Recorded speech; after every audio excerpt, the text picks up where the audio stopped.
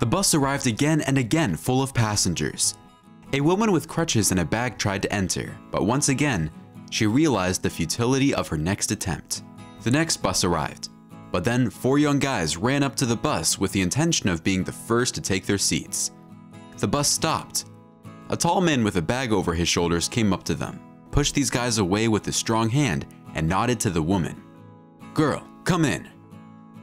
She looked at him in surprise and began to clumsily climb. Strong hands fell on her waist, and she found herself in the passenger compartment of the bus. The man ordered the boy sitting in the front seat, "Get up." He hurriedly got up, seeing a woman with crutches. The woman nodded to the man. "Thank you." The woman asked the driver, "Please stop at the next stop." She got up, paid, and began to leave, but a little earlier the same man did it. He got out and helped her out. The woman smiled. "Thank you. Do you live nearby?" "No, I spent 10 years in prison from where I was released. My friend should live in the city, but he disappeared somewhere. So what now?" "I will accompany you and I will decide what to do next." He held out his hand. "Give me your bag. Don't be afraid of me." She let go of the handle of her bag. "Thank you." "What is your name?" "Nancy." "And my name is Larry." "Larry, why were you in prison?" He smiled sadly. "If 10 years, then for something serious." "Where are you going now?" "I will sleep somewhere, and tomorrow I will decide what to do next." The girl nodded her head. "Larry, this is my house. 4th entrance." "Would you like to be escorted to your apartment?" "No, I live on the ground floor." "Okay, Nancy, goodbye." He handed her the bag, turned and walked away. She called out to him, "Larry." He stopped. "What, Nancy?" "Stay with me. Where are you going now?" He approached her, looking at her with sad eyes and said, "Aren't you afraid of me? I've been in prison for 10 years. "Why should I be afraid?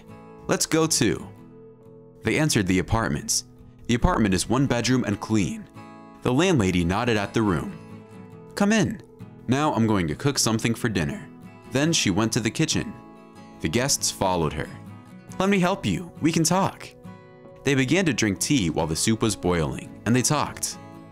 "Nancy, what's wrong with your legs?" "I've had such legs since childhood. I grew up in an orphanage. I was examined by different doctors when I was little, but something." She sighed heavily. "Then no one needed me, and even more so now." Clear. I constantly look about this on the internet.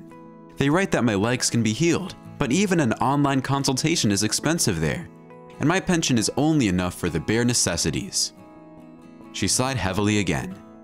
"I'm used to my situation. I'm 27 years old. I'm already 42 years old." The woman smiled. 42 is the dawn for you." Then she got up and walked over to the stove to continue cooking. And Larry noticed that the crutches stood aside, and a wooden plank about 10 centimeters thick lay under her leg, which was shorter. In addition, both legs were twisted. A terrible thought flashed through his head. How can he get used to this? After dinner, they had a question. Where will the guests sleep? Nancy never had such a question. She never had guests. Sometimes a neighbor came to her for tea, but the man has not yet slept with her. "Nancy, don't worry. I'll sleep on the floor because I'm already used to it." Nancy couldn't calm down. "I'm sorry, I invited you, but you have nowhere to lie down." Larry spread out a blanket and pillow in the kitchen and went to bed. He thought that he would spend only one night there, and tomorrow he would again go looking for his friend, who had their common money left and on whom his future life depended. He hadn't slept well the last 3 nights, so he fell asleep instantly. Nancy couldn't sleep for a long time that night. After all, today she met an extraordinary man. People are often indifferent to the grief of others, and that never happened to her. She thought to herself, how extraordinary to have such a man pay attention to you. At the bus stop, I had no idea that this could happen to me. Then he walked me home. We cooked together. What a happiness. But for some, it's commonplace. She lay for a long time, remembering every moment spent with him. And suddenly, she thought of what had frightened her at first. She really liked this man. She has already resigned herself to the fact that she will live alone all her life, that she will never have a husband and even a friend. She began to drive away these thoughts from herself. No, this will never happen. He saw my ugly legs. No man can overcome disgust. And I'm a woman. I really want at least a small piece of happiness. Nancy fell asleep only in the morning, and she dreamed that she was lying on the green grass and looking at the dark sky, through which the pictures of her life were floating. Suddenly, the sky became clear and she saw herself walking on her feet towards Larry. She woke up from the sound of the door being closed. Tears welled up in her eyes. He's gone, and he didn't even say goodbye. What was I hoping for?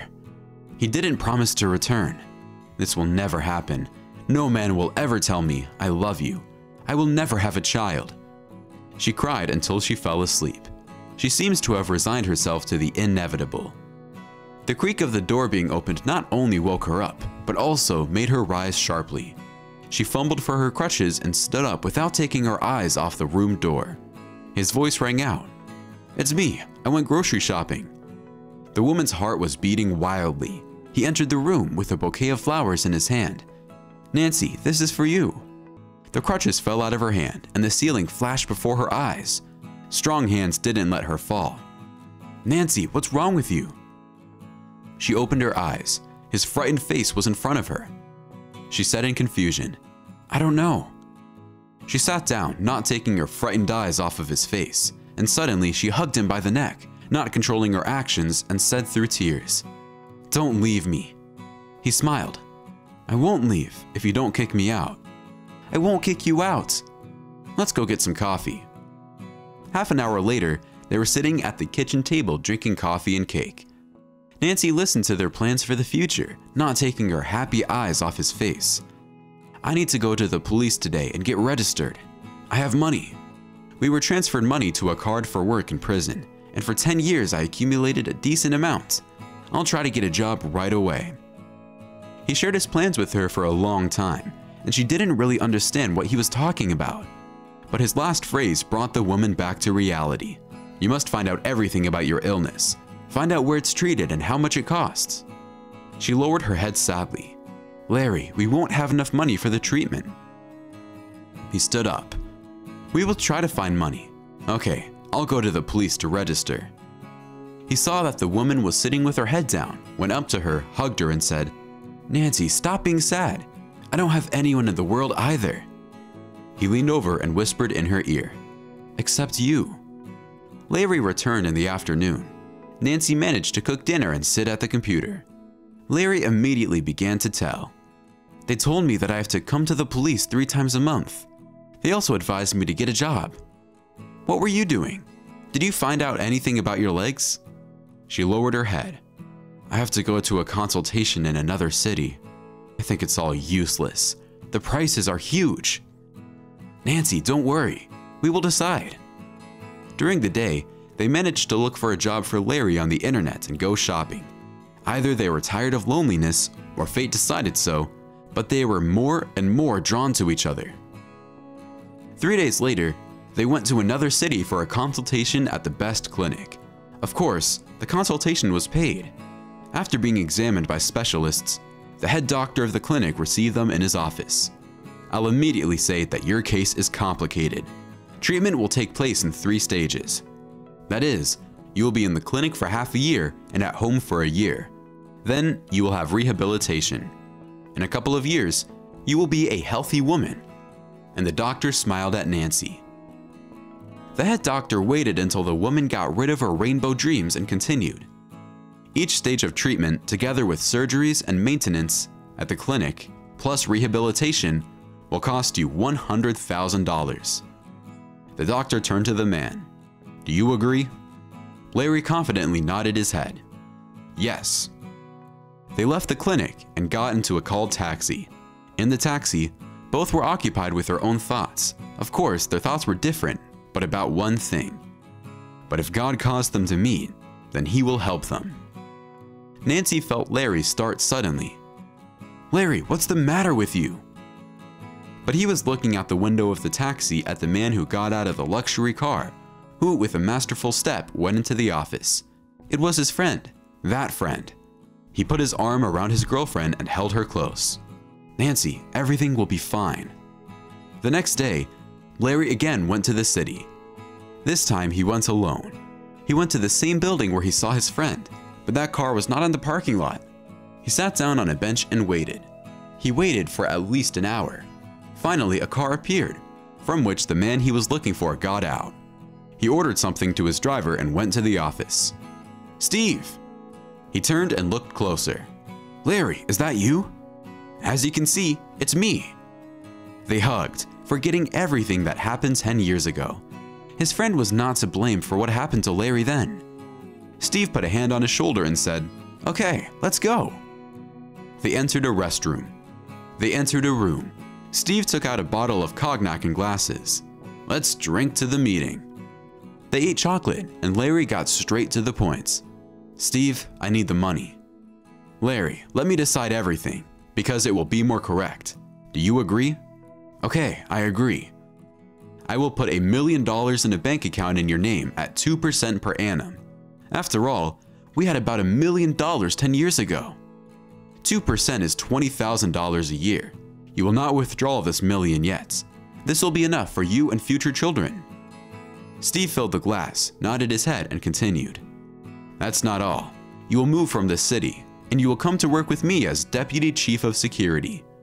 Maybe sooner I'll retire my Chief of Security. You will also get a good salary every month." "Steve, I'm under administrative supervision." His friend smiled. "Now we'll figure it out." He took out his phone, dialed a number, and turned on the speakerphone. "Hi, Mr. Emerson." "Hi, Steve." "I have a problem. My friend lives in another city and he is under administrative supervision, and he needs to move to my city for permanent residence." "What's your friend's name?" "Larry Michaels." "Now I'll call, and he will be removed from supervision." He put the phone down on the table. "Larry, your supervision issue is resolved. Now, do you agree?" "I agree, but..." His friend laughed again. "Oh, yes." Then he went to the safe, took out 4 packs of banknotes and placed them in front of Larry. Steve asked again, "Do you agree now?" "Of course I agree. You also decided everything for the two of us 10 years ago." Larry returned home to Nancy only in the evening. He hugged her. "A new life begins for us. We're going to the clinic tomorrow." "And money?" He took out and placed in front of the woman packs of banknotes. "Oh my God, I've never seen so much money. Where did you get them?" "I met my friend. He gave them to me. Now he is a successful businessman. He offered me a good job in his company. I will visit you every day at the clinic." "Thank you, Larry." "Nancy, why are you crying?" "Larry, I cry with happiness. Why are you doing all this for me?" "I love you. I want you to be my wife." She looked at him with wide eyes for a minute. Nancy wept with happiness buried in his shoulder, but continued. "I agree, but let's wait until I can walk without crutches. I want you to have a healthy bride." It's been 2 years. Long separations were replaced by months when they were together. Larry bought a huge apartment. 6 months ago, Nancy was discharged from the clinic. She walked out of there without crutches. A month later, Larry and Nancy became husband and wife. Today, she was waiting for him from work, as always. Her husband was the head of security at a large firm run by their friend Steve. Her husband was often late at work. She was used to it, but today she wanted him to come home as soon as possible. After all, she has such amazing news, and so he went home. She immediately threw herself on his neck. "Larry, we will have a baby!"